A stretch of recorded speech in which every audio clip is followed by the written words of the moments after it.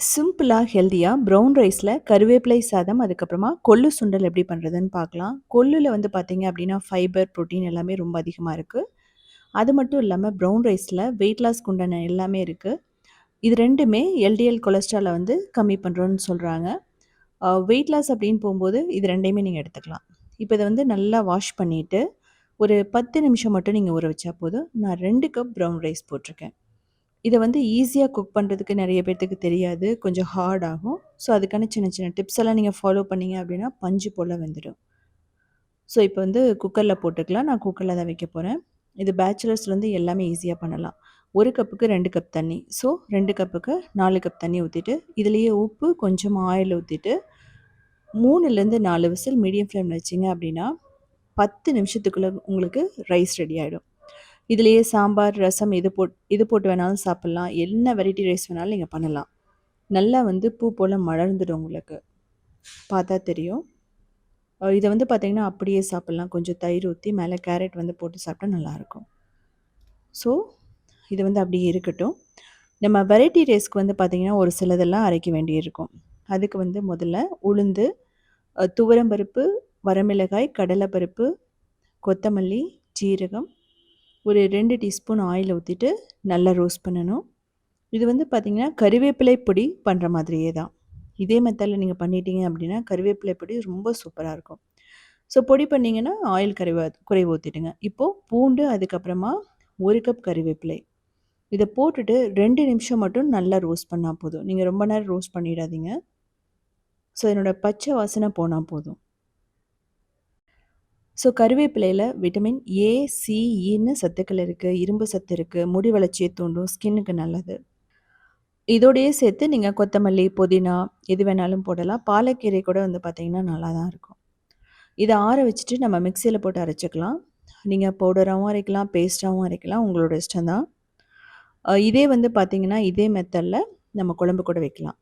இப்போ பேன்ல எண்ணெய் ஊத்திட்டு, அதே மாரி கடுகு, கடலப்பருப்பு, உளுத்தம்பருப்பு போட்டுக்கலாம். வறுத்த நிலக்கடலை, வரமிளகாய், கறிவேப்பிலை, பெருங்காயம், மஞ்சள் தூள், மிளகாய் தூள்ல நீங்க எக்ஸ்ட்ரா போட்டுக்கிறனாலும் போட்டுக்கலாம். ஒண்ணும் பிரச்சனையே இல்ல. ஆனா, அதில வந்து கரம் மசாலாலாம் நம்ம போட மாட்டோம். சின்ன வெங்காயம் வந்து பார்த்தீங்கன்னா, ஒரு 1/2 கப். அப்புறம் பூண்டு நான் போட்டிருக்கேன். பெருங்காயம் நான் சொன்ன மாதிரி மஞ்சள் தூள், மிளகாய் தூள்.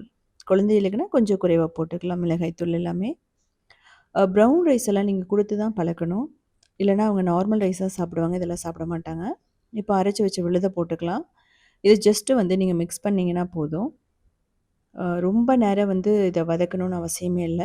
ஈவன் நீங்க இட்லி, தோசைக்கு கூட இத வந்து தொட்டுக்கலாம் நல்லாயிருக்கும். இப்போ வந்து பார்த்தீங்க அப்படின்னா, ரைஸ போட்டுறோம். ரைஸ போட்டுட்டு லோ ஃப்ளேம்ல வச்சுட்டு நீங்க மிக்ஸ் பண்ணலாம்.